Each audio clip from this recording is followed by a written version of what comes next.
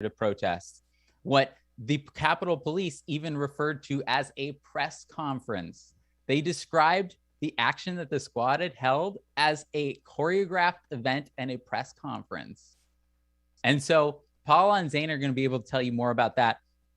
I'm going to kick it to Paula first, and she's going to share more of what happened when we were on the steps and what we learned, and then she can pass it to Zaina to talk more about that as well. Hey, Paula. Hey, everybody. How you doing? Thank you for allowing me to be on the panel tonight. I'd like to first talk about the symbolism of the red bandanas. As a proud West Virginian and as a proud coal miner's daughter and granddaughter, my family has worked in coal mines for probably at least 6 generations that we can track back so far. When we were out, it was Labor Day. Ironically, people were losing their federal unemployment. And it marked the 100th year of the anniversary of the Battle of Blair Mountain. Blair Mountain, it was the first time in our nation's history. It was the biggest labor movement in our nation's history. Coal miners immigrated to West Virginia. We had people in conjunction with the battle that was from Ohio, Kentucky, and a lot of people across central Appalachia that fought back because immigrants that came here looking for a living wage, looking for housing, and they were living in tents. When they finally fought back, they eventually moved to company housing. Coal miners had to shop at the company store, and they had to use company script, which was company money, and they were not allowed to shop anywhere else. Throughout history with our labor movements and as we have evolved, I don't feel like we've evolved much because I still think that we are still beholden to corporations. We still have leaders that are bought and paid for by the company and the company store, and people symbolically, especially after COVID and after the eviction moratorium, people are still living in tents more today than they was probably a year ago. And so we were out there to continue to move forward with what AOC and Cori Bush and everybody was talking about. And it really solidified that ordinary people that try to use their First Amendment rights and actually try to fight against something are not treated the same way. Let this resonate. The squad got permission from Congress to protest Congress. Capitol Police showed us a map zone.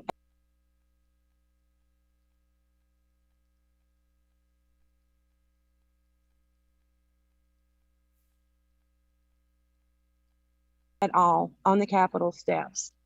So Congress, members of Congress were actually only allowed to hold press conferences there, but the squad was allowed to go out. Now to me really solidifies that it was theatrical because we knew that let that resonate at our nation's capital. I've been an activist for almost 20 years, and we got arrested for using bullhorns at our nation's capital. There was an indigenous woman there. Nick and I had just spoke, and she was trying to speak on the Capitol steps. She had police officers harassing her and chasing her. And she asked, "Why are you harassing me?" And they said it was because of her clothing, and she was just wearing what she would normally that she was proud of her culture, outside of the exception of having wording on her t-shirt. So we asked the Capitol Police, is that against the law? And they said no, but they still picked on her. And that's one of the reasons that myself and Nick and other people stood up to get arrested, because this is injustice, y'all. We are moving away from whatever justice is supposed to be. And we look at what's happening right now with AOC and the buzz of her being at the Met Gala, and she wore her boozy dress, and it was a gift. But Black Lives Matter protesters were outside getting beaten, and they were getting arrested. She could have took her boozy ass dress outside and got arrested with the rest of the people that were actually standing up for something. But if you look at the videos, she was a prima donna. We were supposed to be electing elected officials, not celebrities. She could have done her part. She could have took her notoriety once again, like she did, she didn't with the Medicare for All marches. All it took was a tweet. Has she mentioned those Black Lives Matter protesters? No, she hasn't. So this is not about, you know, we have a lot of people that are neoliberal. Well, AOC, you know, she stood for something. What did she stand for? She literally was inside drinking champagne while people were outside getting beaten. Let that resonate. When we try to do things the same way as ordinary citizens, we get arrested. That's the welcome we get. There's something wrong in this country. And that's why I left the Democratic Party. And that's why I believe in the Movement for the People's Party.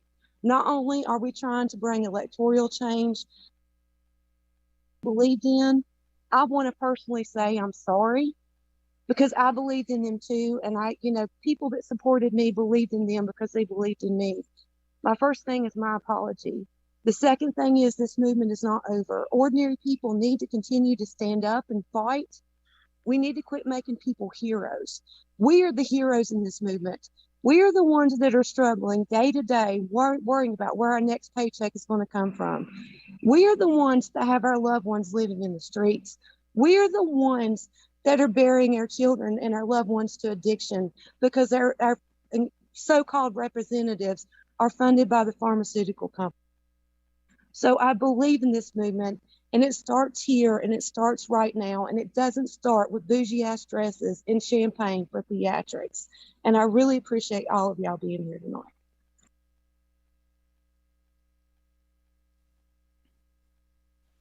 Thanks, Paula, for telling more of what happened on the steps and the way that the squad got away with so much more, and that there's two rules, like there is in all of our society, basically, for the powerful and then for regular working people.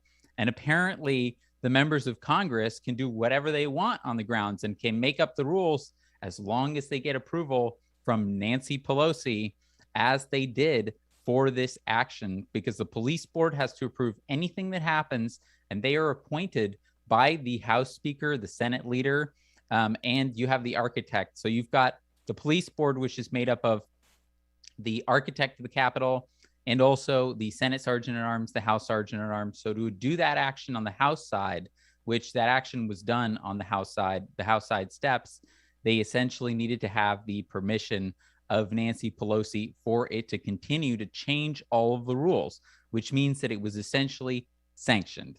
It was sanctioned by party leadership. So, Zaina, I'm going to hand it over to you to say more about why we did this action and more about what we found. Yeah, thanks, Nick.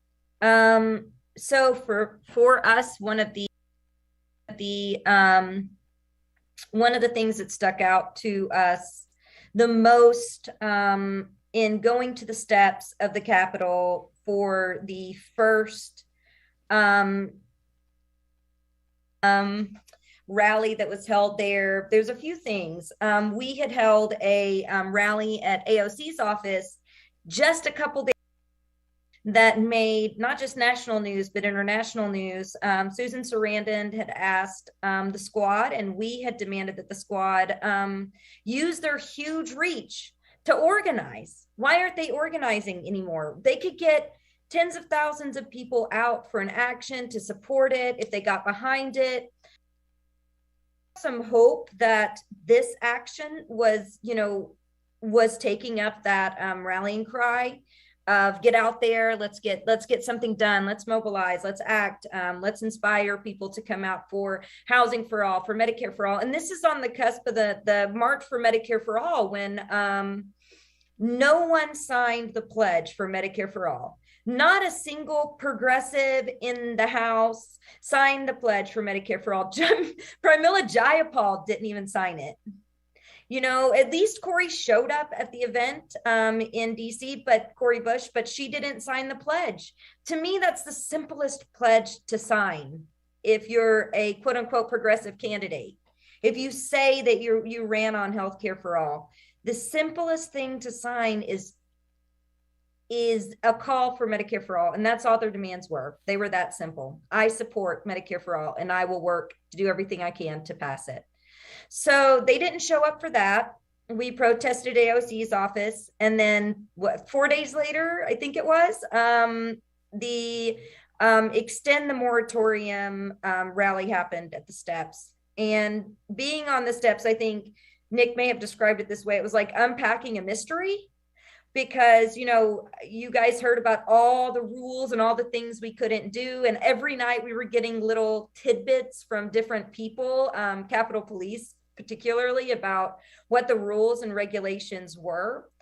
It became evident over time that this rally on the steps of the Capitol before, to extend the moratorium, even though it was considered a celebration once it was extended, even though the squad knew that it would be kicked back out by the Supreme Court, everyone knew that, because they were pushing the House. They were actually literally pushing the House to pass legislation.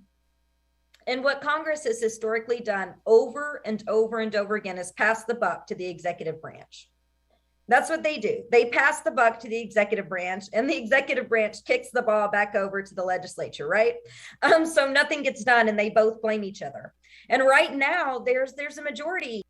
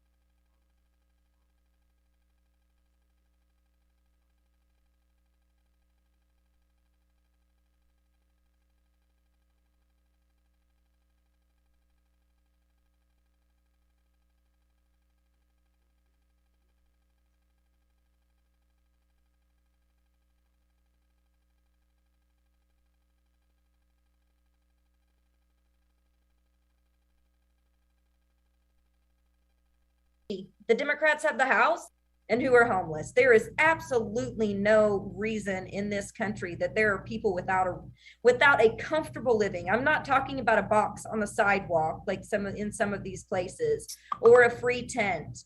I'm talking about a home where people can cook a meal and they have heating and air conditioning, and they have, you know, a bathroom and a shower and a kitchen, comfort and housing. And that's what we were demanding for all. So unpacking this mystery taught us a whole heck of a lot. States, you know, Nancy Pelosi sanctioned Chuck Schumer hugging protest. I'm just not into that, and I don't think most of us are.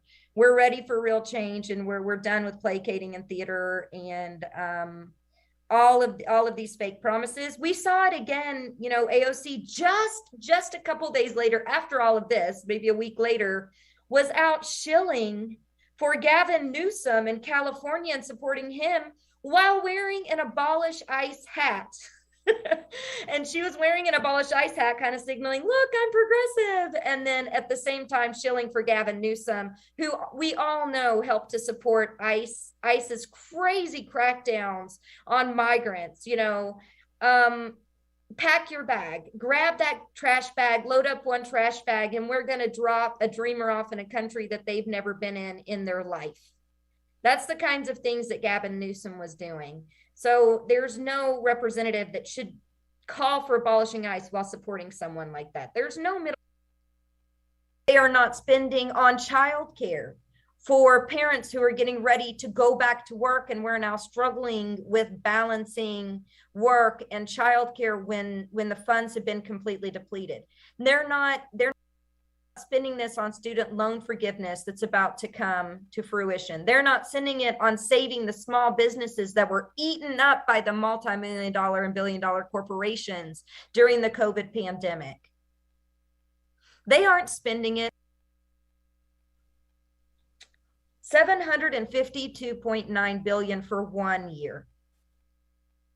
So that's what we were all there standing for. I mean, not to mention the AUMF that just allows a president, you know, presidents of every party have used this. Bill Clinton was one of the first to use it. George Bush used it indiscriminately. Obama dropped tens of thousands of bombs. Trump used it. And I will say Obama dropped more bombs than Trump. And now Biden dropped more bombs than Trump's time in office at this point. And he's a Democrat. Promised to be anti-war. A Black man and two Asians right there, and I'm like, I could not help. I was laughing so hard. I was At least they have shown a picture and they have exposed them.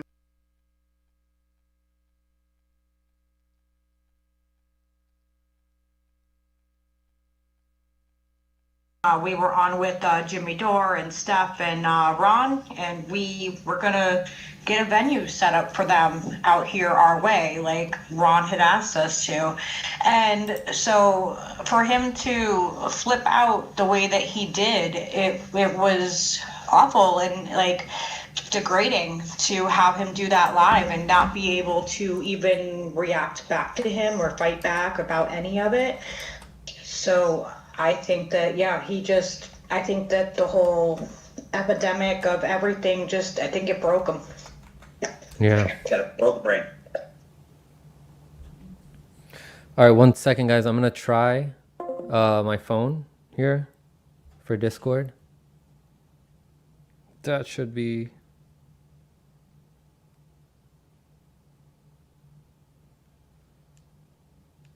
Hello? Can you hear me? Yeah, finally. All right. Yes, I can hear you. Yay. Awesome. Yeah, it's like we were saying, it's sad to see. He has some issues of his own, like personal issues. But yeah, like I said, hopefully he sees the light. And I'm sure a lot of people have family members who are similar to that, or who have their issues, or who just refuse to see certain things, and they get really mad when you talk to them. We gotta know at a certain point when to let certain things go and then just move on and focus more on yourself and on direct action and on other people who you can, who will listen to you and will see things the way that you're seeing it, who will allow themselves to get informed about issues, right?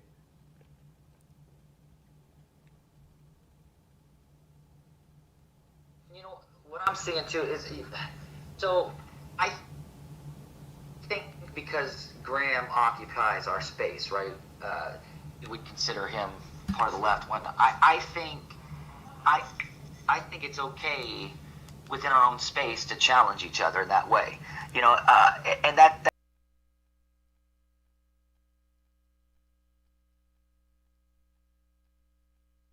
we place equal stress on our support for economic freedom and civil liberties. If we redouble our efforts on both fronts, it seems virtually certain that we can easily outdistance the People's Party in the near future. There is already talk that the PP and the other left-wing parties may merge into one organization in the next year or so.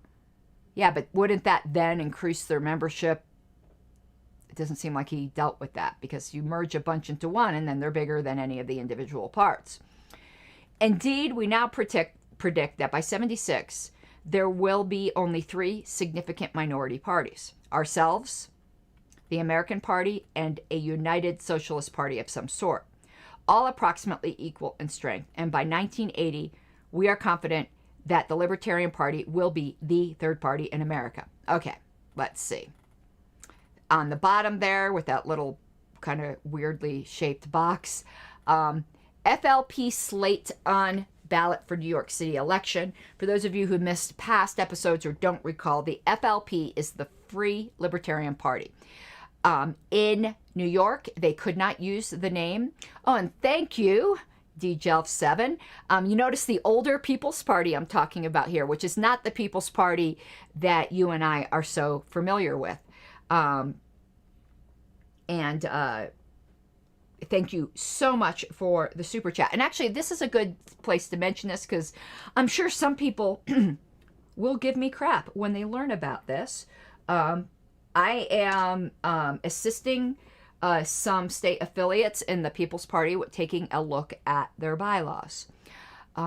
Before anyone thinks I'm turning traitor on the LP, as you guys, or a lot of you should know, I am studying to be an RP, a registered parliamentarian, which means that I will, in the future, hopefully get paid to do such work. Until such time, I am building my resume by working with whoever would like to work with me, realizing that I am not a registered parliamentarian. So I volunteer my services at LP conventions, and I'm their convention parliamentarian for free. I hope to specialize in political parties, but I will never charge the LP, which means if I want to make any kind of money out of this, and I'm a good capitalist, I will be working for other parties, just like Richard Brown, who is our convention parliamentarian, is not a libertarian. He is a Republican. The libertarian who's donating his services to help me on my appeal also is not a libertarian. So, if people want to get really upset about this, they can get upset about it. But I probably, when I get my RP, will be working regularly for other political parties. And I would be perfectly fine if it ended up being the People's Party. I believe the process is to be respected no matter what we think of the ideology. And it's to the benefit of other political parties to get someone from the outside, because they are not part of any factional disputes. In fact, it's probably best for someone like the People's Party to get someone like me, where I don't have any sympathies towards their ideology at all. So even not being part of any factional dispute, I won't have any sympathies to any other factional disputes, and can be completely and absolutely objective about the parliamentary issues they face. So I'm just getting that out there, that I would be more than pleased one day to be the National Convention parliamentarian for the People's Party. It would be a great honor, even though I absolutely disagree with everything they ideologically stand for. Anyway, just wanted to get that out there. I am sure some people will try to make a lot of hay out of that. Too bad, so sad. I was very pleased to be asked. I'm very honored to be asked. All right, continuing. But thank you again, because I never know how to pronounce that screen name. I never know how to pronounce djelf7. Is that correct? He's the one who helped hook me up with that, by the way. Oh, I'm getting credit. Oh my God. Tyler, you know that I am left of center myself. I have no problem with recognizing people's pronouns. And I call people whatever they'd like to be called. And when people make the joke that says, well, I'm an attack helicopter, I'll call you an attack helicopter if that's what you want. It's no skin off of my nose. And it doesn't bother me in the slightest. And I absolutely do try to use people's correct pronouns.